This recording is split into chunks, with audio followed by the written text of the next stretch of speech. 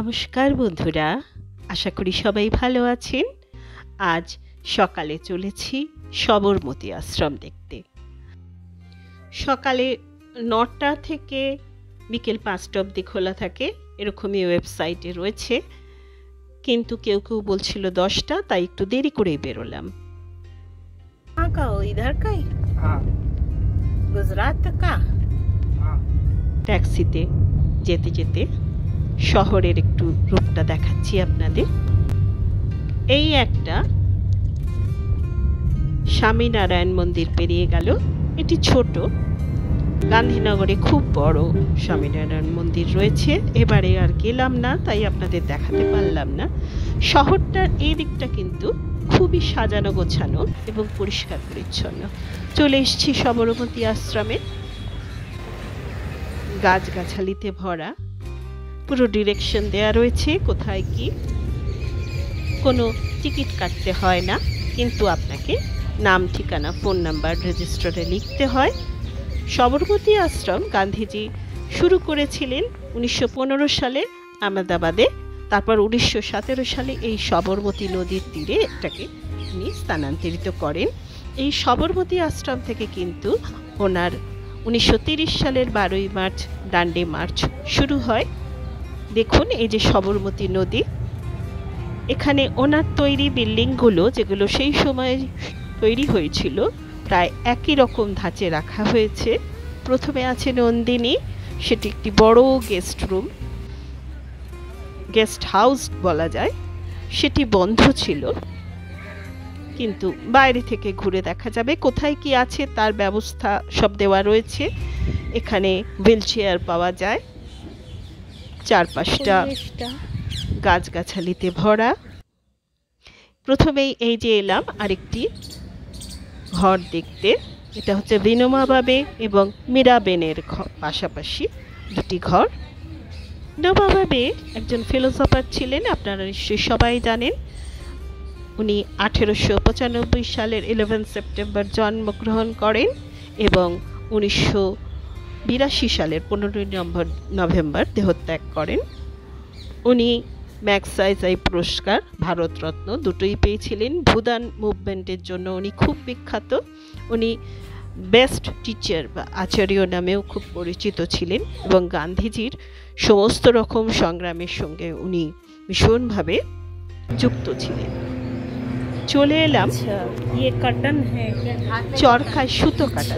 দেখুন এখানে আমি কথা বলবো না, কিভাবে সুতো কাটা হচ্ছে সেটা ভালো করে দেখুন। अच्छा, अभी इसको मैंने पकड़ के मजबूत कर दूंगी, फिर इसको स्टोर कर देना। हाँ हाँ, अच्छा। तिकडे गेल ते काय? किती वेळ तिकडेच फिरत. कोणासोबत होती? बहुत अच्छा। पहला बार देखती हूँ। ये तकली है, देखो ये वाला भी उसी সুন্দর করে দেখিয়ে দিচ্ছেন। ये मोर पोर्टेबल है, कॉम्पैक्ट। ये हुक में लगाना है कॉटन, हाँ, घुमाते घुमाते खींचना है। अच्छा, ऐसे भी हो जाएगा? हाँ, ये मोबाइल है। अच्छा, लैपटॉप है, बड़ा वाला डेस्कटॉप है। इसको कहीं पे भी आप जाके बैठ के कर सकते हो। हाँ। विनोबा भावे जो रुकते थे ना, वो छोटे वाले कुटिया में गांधी जी उनको पहला सत्याग्रह डिक्लेयर किए थे। तो उन्होंने ये जो भी कपड़ा बनाते थे ना, इसी में बनाया हुआ धागे में बनाते थे। अच्छा, जितने भी कपड़ा पहनते थे, देखो बनता क्या। ओह माय गॉड,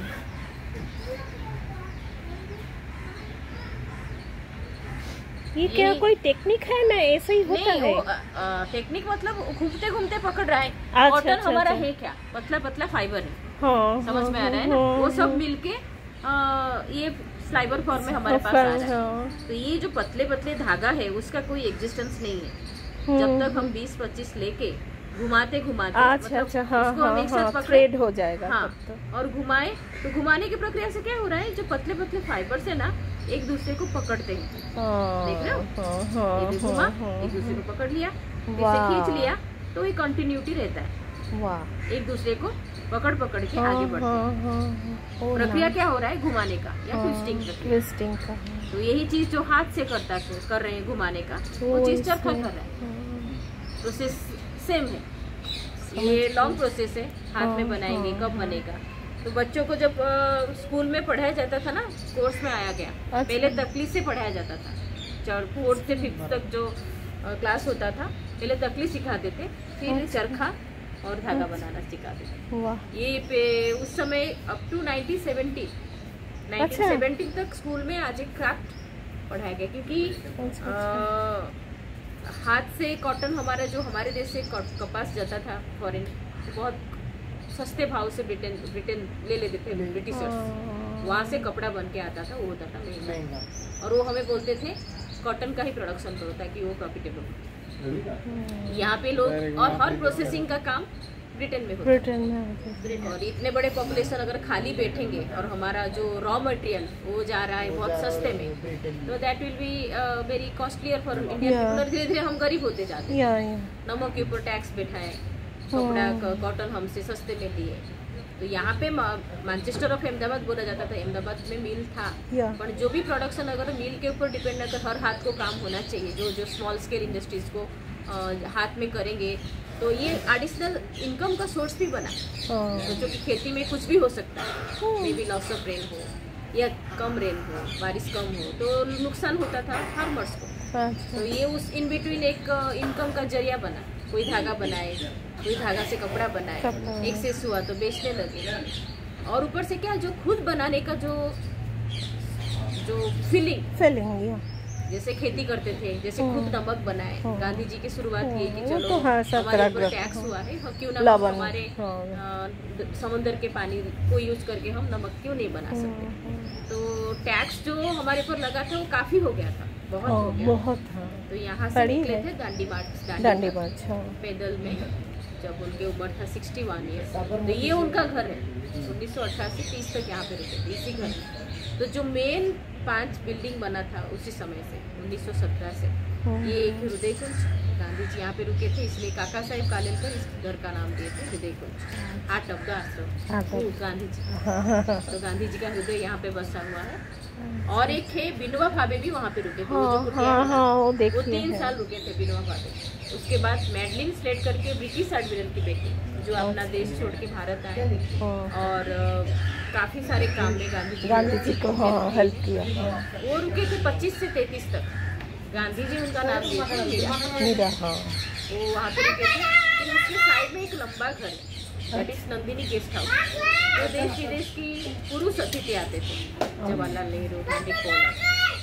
ये पूरा एक आइडिया या ब्रेन या आप जो भी बोल सकते हो, उस समय कैसे हम स्ट्रैटेजिकली प्लान आउट करना। लोग अपना मंतव्य शेयर करते थे गांधी जी से, गांधी जी उसको किस वे से हम उसको एग्जीक्यूट करें ताकि हमें लोगों को लेके स्वाधीनता मिल पाए। तो ये एक उस समय 12 से 30 तक, 18 से 30 तक, it become the heart and brain of India for the struggle of freedom.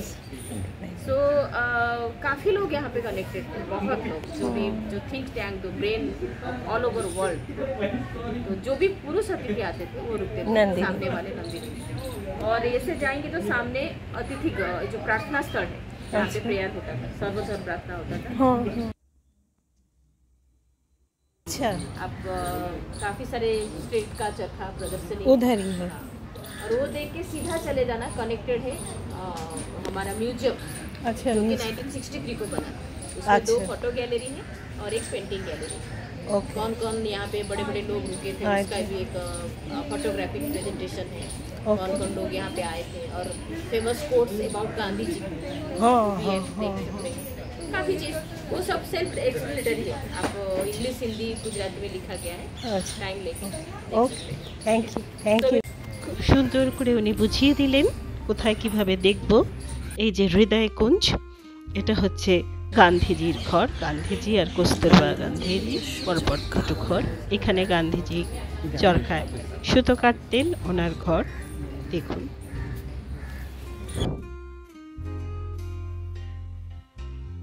একটু ছবি তুলে রাখলাম। হৃদয় কুঞ্জ, সত্যি এখানে গান্ধীজির হৃদয় বসে রয়েছে।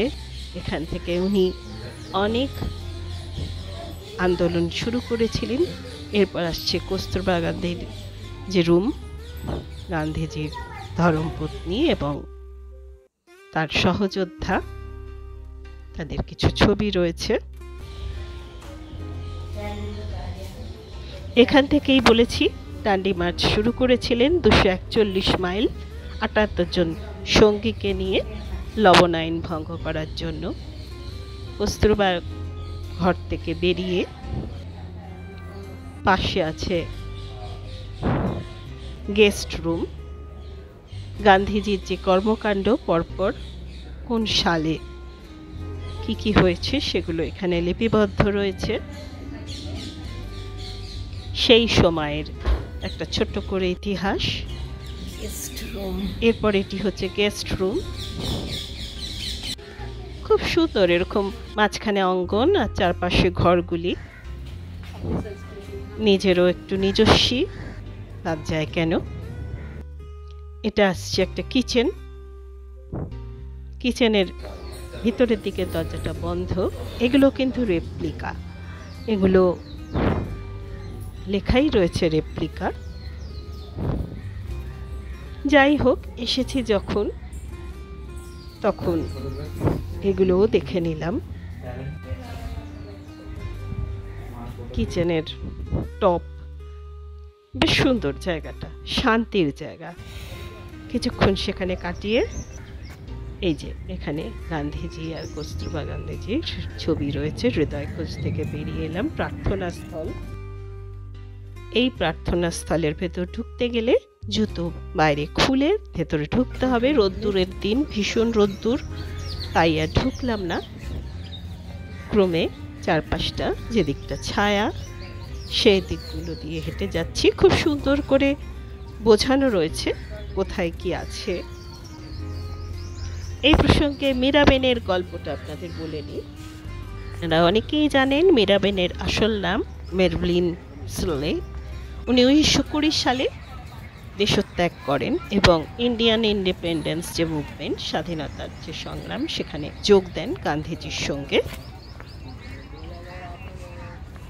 গান্ধীজি এই আশ্রমে 1917 থেকে 1930 টানা ছিলেন।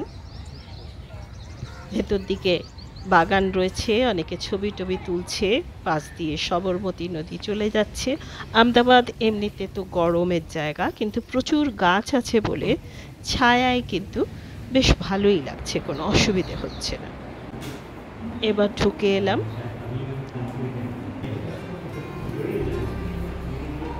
এদের এই যে চরখায় সুতো কাটার কিরকম ভাবে হয় এবং অনেক চরখা রয়েছে, তা থেকে যে তৈরি করা বস্ত্রগুলো রয়েছে।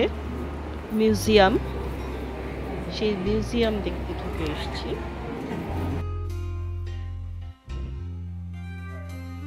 খুব সুন্দর করে সাজানো।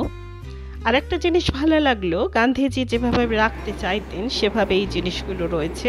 কোনো এসি টেসির নেই, ব্যবস্থা নেই, সব কিন্তু খুব সিম্পল, খুব সাধারণভাবে আছে।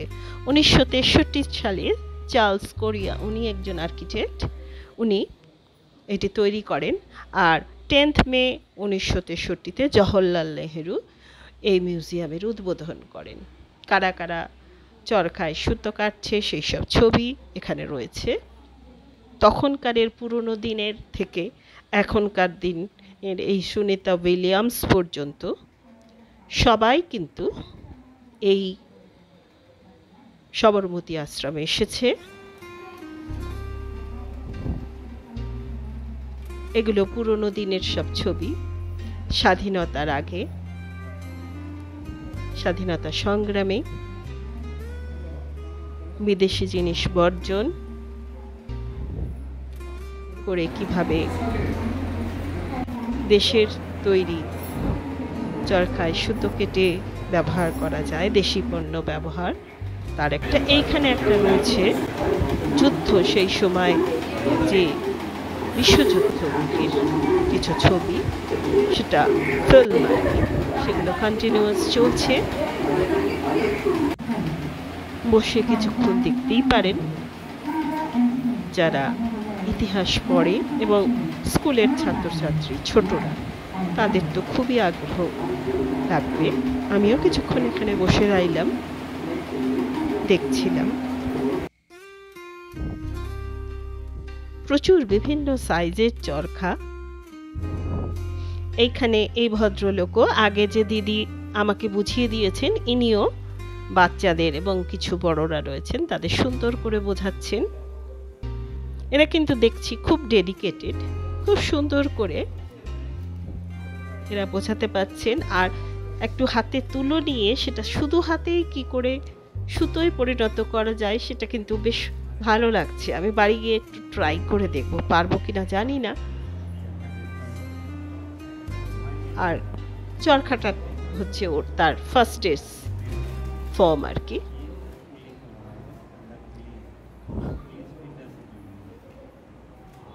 বেশ সুন্দর, সহজ মনে হচ্ছে, সহজ জানি না, কিন্তু বেশ সুন্দর। যদি কখনো গুজরাট ভ্রমণে আসেন অবশ্যই একটা বেলার জন্য সবরমতী আশ্রম রাখবেন। কোনো টিকিটের ব্যবস্থা নেই ভেতরে, অবশ্য খাওয়া দাওয়ার এখনো পর্যন্ত কোনো ক্যান্টিন বা কিছু নেই। জল আছে, টয়লেট আছে, এই পর্যন্ত।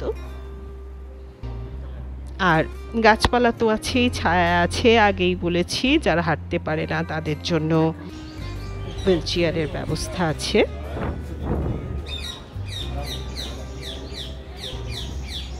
খুব সুন্দর সবুজে ঘেরা পুরো এই আশ্রম।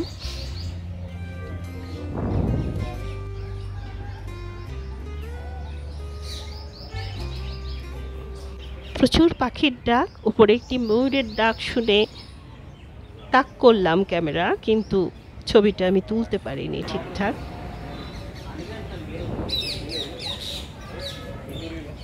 সে গাছের আড়ালে চলে গেছে। তাকে ছেড়ে আমি আরেকটি বিল্ডিংয়ে আসছি।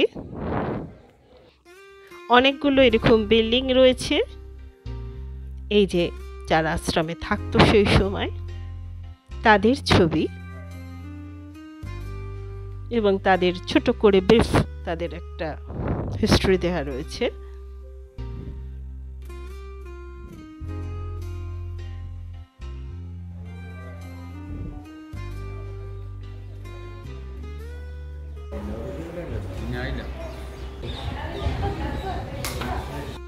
এটি তো বিখ্যাত ছবি, সবাই জানেন। সবাই নিজস্ব নিচ্ছিল, আমিও তাই একটা সেলফি নিলাম। এই জায়গাগুলো কিন্তু ওপেন, কিন্তু বসে গাছপালা আছে, পাশে নদী আছে বলে খুব একটা কিন্তু এই গরমের দিনেও দেখলাম কষ্ট হচ্ছে না।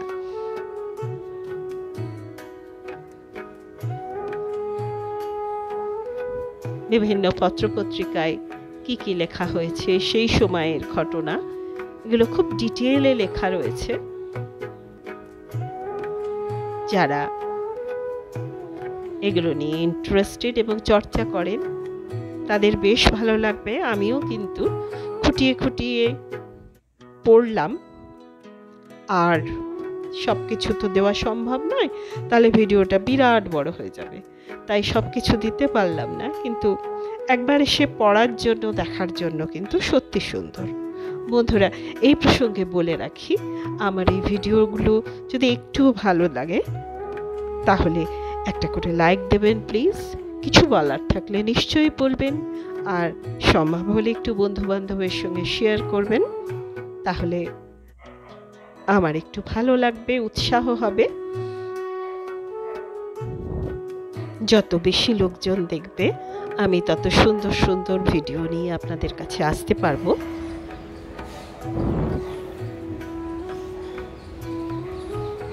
গান্ধীজির বিভিন্ন ক্রিয়াকর্ম কি কি করেছেন এই জায়গায় সেইগুলো সব রয়েছে।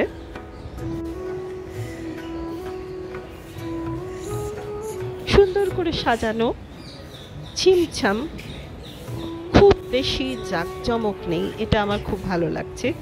জাঁকজমকহীন এই সবরমতী আশ্রম, সিম্পলের উপরে খুব সুন্দর লাগলো আমার। আমি আগে একবার এসেছিলাম শীতকালে, সেই সময় খুব ভিড় ছিল। খুব ভিড়ে না খুব বেশিক্ষণ এক জায়গায় দাঁড়িয়ে পড়া যায় না, সবার ডিস্টার্ব হয়। সেই সময় দেখুন এইসব চিঠিপত্র গান্ধীজির যে সমস্ত অ্যাড্রেসে উনি ছিলেন সেইগুলো রয়েছে, সেই ঠিকানাগুলো, সেই চিঠিগুলো, যারা ওকে লিখেছেন এবং উনি যেগুলো লিখেছেন, তো সেগুলো কিছু কিছু এখানে দেওয়া রয়েছে।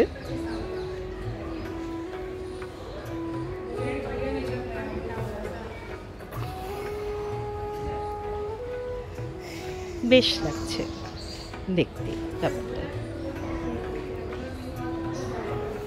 দেখুন, এরপর হচ্ছে এখানে হচ্ছে ছবির যে গ্যালারি, সেই সময়ের বিভিন্ন ছবি, তার তলায় বিস্তারিত লেখা, বিভিন্ন মিটিং, মিছিল, আন্দোলনের ছবি রয়েছে।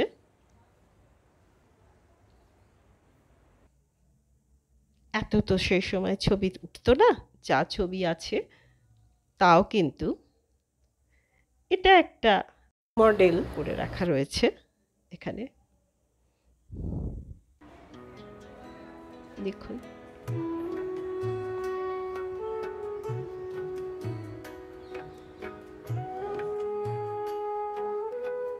লবণায়ন সল্ট সত্যাগ্রহের ছবি, লবণ তৈরি করছে সেগুলো, ইকোনমিক জাস্টিস কিভাবে পাবে, প্রত্যেকটা জিনিস বেশ একটার পর একটা সুন্দর করে দেওয়া আছে।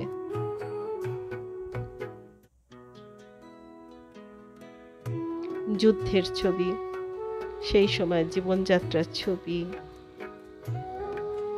সেই সময় আন্দোলনের ছবি, এই যে বিদেশি বস্ত্র ত্যাগ করে দেশের তৈরি বস্ত্র, স্বদেশী যে আন্দোলন, এত কিছু যে সব কিছু তুলে ধরে দেখানো সত্যি অসম্ভব। কিন্তু যদি কখনো গুজরাটে আপনারা বেড়াতে আসেন তাহলে কিন্তু এই সবরমতী আশ্রম মিস করবেন না। খুব বেশিক্ষণ তো লাগবে না, ঘন্টা 3 ব্যয় করলেই একটা সুন্দর জায়গা আপনাদের দেখা হয়ে যাবে। গান্ধীজির জীবনের বিভিন্ন সময়ের বিভিন্ন আন্দোলনের যারা আন্দোলনকারী তাদের কীরকম অবস্থা সেগুলো সমস্ত ছবি রয়েছে।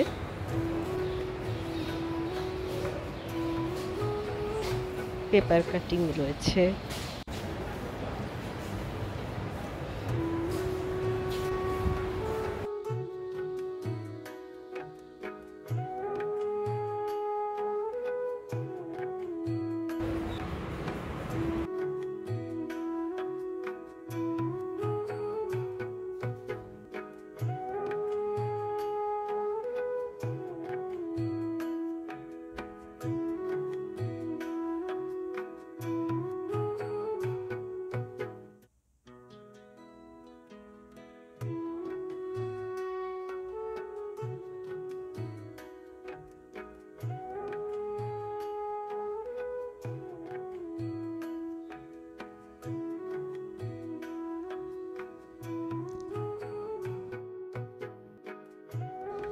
তখন যে আনটাচেবিলিটি নিয়ে যে সমস্ত মুভমেন্ট ছিল তাতে তো পুরোধা ছিলেন গান্ধীজি, আপনারা জানেনই।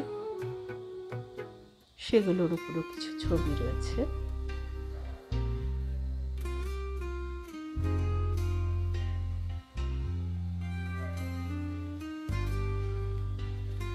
বিশিষ্ট ব্যক্তিরা যারা এখানে এসেছিলেন এই আশ্রমে, তাদের ছবি রয়েছে। দেখুন, কেউ প্রায় বাদ যায়নি। বড় বড় নেতারা, সাহিত্যিক, নেতা, বিজ্ঞানী,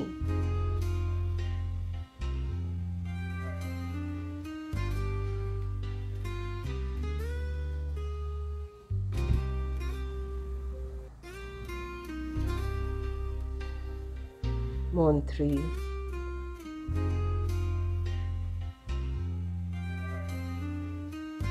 বিভিন্ন দেশের প্রেসিডেন্টরা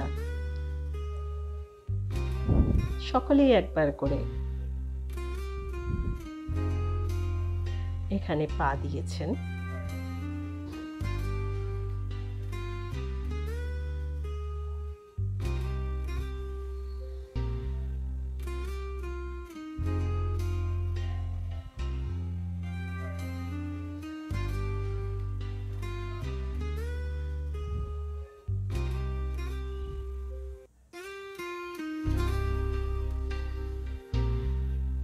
এখানে কমেন্ট বক্স আছে, সেখানে আপনি লিখতে পারেন আপনার কেমন লাগছে এই আশ্রম।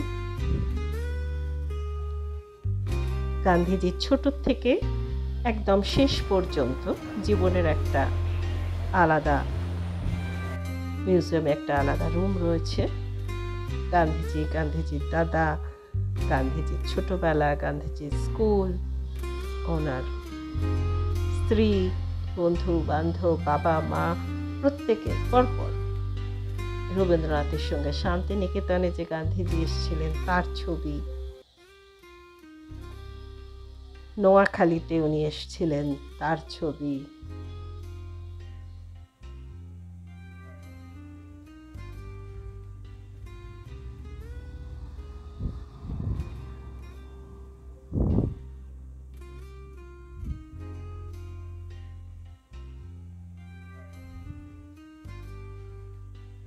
এটা তো রবীন্দ্রনাথের সঙ্গে ছবি।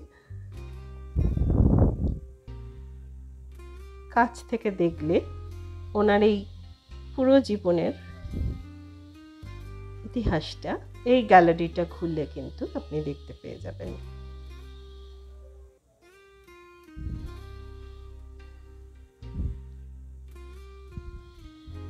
স্বাধীনতা, দেশভাগ এবং শেষ পর্যন্ত যে ওনার মৃত্যু, পুরোটাই।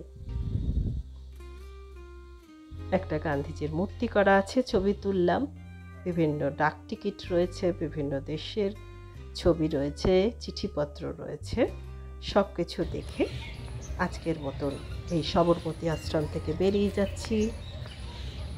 বন্ধুরা, খুব তাড়াতাড়ি পরের ভিডিওয়ে আবার দেখা হবে। ততক্ষণের জন্য টাটা।